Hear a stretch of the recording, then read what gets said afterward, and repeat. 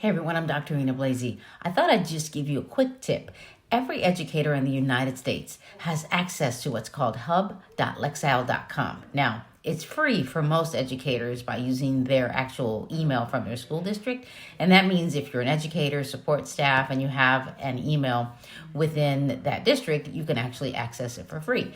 Now, when you do register, you'll notice that there are highlighted states in blue. Those are the ones who get it for free. But actually, you really want this website because you can get access to your to Lexile and Quantile scores. So if you know your student's Lexile score or their Quantile score, you can enter it and see where they are and what interventions or accelerations you can do with your students. I highly recommend it. Take advantage of this tool. And if your state doesn't do it for free, work with your state or your school district to provide it for you. Hope this is really helpful for you.